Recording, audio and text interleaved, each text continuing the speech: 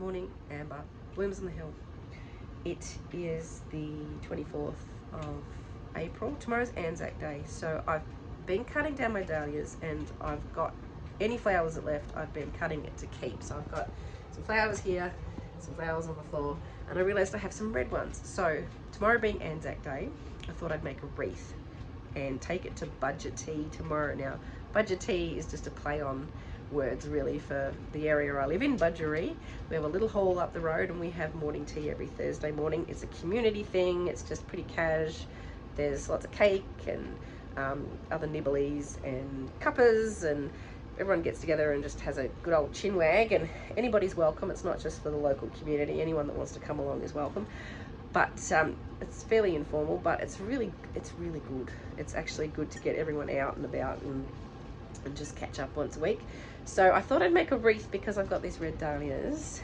Now, just really briefly, ANZAC is the Australian and New Zealand Army Corps, if you don't know what that means. So for the First World War, Australian military and New Zealand military got together and we went to support the British with the First World War, and the 25th of April was the day that the ANZACs landed on the shores at Gallipoli. So it was the first military exercise that happened, and it's very significant, obviously. So it is commemorated every year and has been since the end of the First World War. So there's dawn services, they play the last post, they lay wreaths at the war memorials and the cenotaph. What do they call that word? Can't remember. It starts with C. Anyway, so normally they make wreaths with poppies. So I suppose in the northern hemisphere, poppies are blooming now. That could be why that they have poppies being used now. But also the fields in France, where they fought a lot during the First World War, there was poppies, apparently, those red poppies. So that's part of the reason why they're a symbol of ANZAC Day and all that sort of thing. So I'm going to, oh, now the sun's coming out. Anyway, I'm going to go and cut some foliage. I'm going to use these red dahlias, and I just thought I'd do a really brief video while I'm doing that. So I'm going to dash out now while the sun is out, although it's going to rain again, no doubt. So we'll just see how we go. Say hello to Sabre. I've just turned the electric fence off and it looks like it's going to almost rain again. It's been really weird, the weather. Just comes over and it's pouring down with rain, and then it's drizzle, and then it's sunny. It's annoying. I'm probably going to get wet.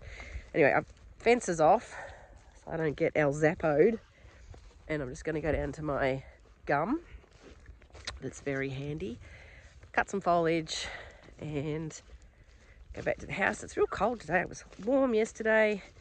It's really hard to keep up with. I want to get over this cold because I've got so much to do. I hate being sick. It's just the most annoying thing. Anyway, going to the fence, we'll cut this foliage and think of some other things that can go in this wreath. One thing that they use a lot in terms of foliage for ANZAC Day things is rosemary, because rosemary represents remembrance. I do have a rosemary plant, but it's not very big, so not enough in it to really add much to a bouquet. So this is looking really nice, this tree. Really nice gum. Such a lovely colour and lovely fresh tips on it, and it's starting to rain. Now this is a little gum tree that's self-sown. It's just a sapling that's just popped up here. It's next to my horrible cattle yards, ignore that. And it's got some lovely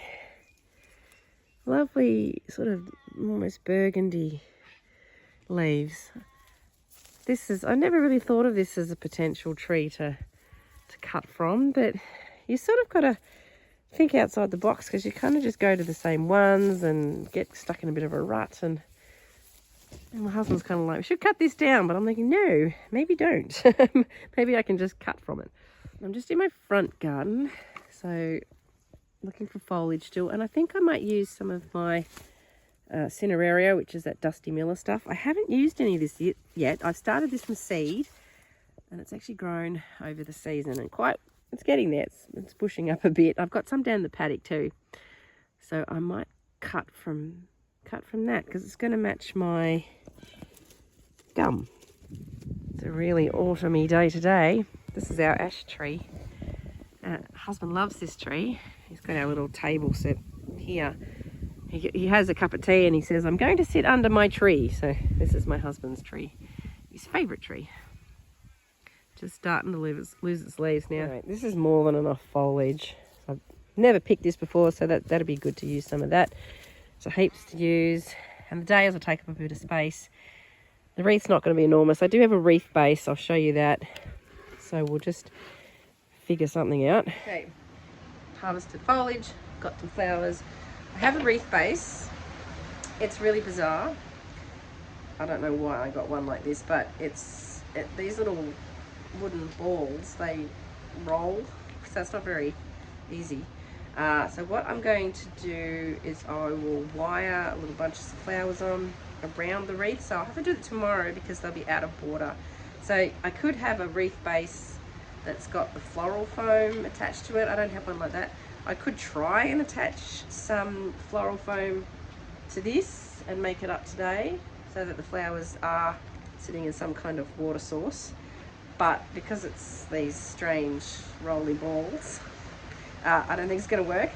So I will do it tomorrow. I've got time tomorrow morning. I milked the cow this morning and it's only got to sit and look nice for an hour or so. And I'll have time in the morning to do it. And the flowers I've got aren't going to change in the next day. And it's not hot. In fact, it's raining again. So it'll be right. So I'll see you tomorrow. Good morning. Right, making this wreath base. And it's just simply a matter of making little bunches.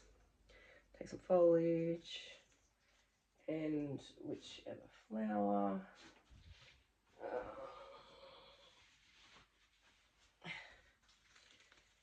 So making little bunches and simply cutting the stems so short. And then I'm going to tie with some string and make it's like a little mini bouquets. And then I'll just tie it to the wreath base and then just work my way around. So lying little bunches on top of each other around. Okay. Yeah. There's one done, and so the next one I'll just lay it so the top of the flowers cover the string and the stems. You just work your way around, and then when you get to the end, you've got to do a bit of a thing to cover the mess. So you can either use a ribbon or you put your flowers the other way, and you might need a bit of wire in there so things twist the way that I want them to sit. So I'll just keep making little bunches and tying them on. So it's not very exciting to watch, but I'll show you when I get finished. So adding a bit of white, and I've got that. It's nice with the silver. This is what we've got so far. If that sort of comes up, you can't really see the string. It actually ties really well around these, in between the beads of this silly wreath. Still got my cold. Okay, making progress. Getting there, just that little bottom bit to go. Right, it's nearly finished.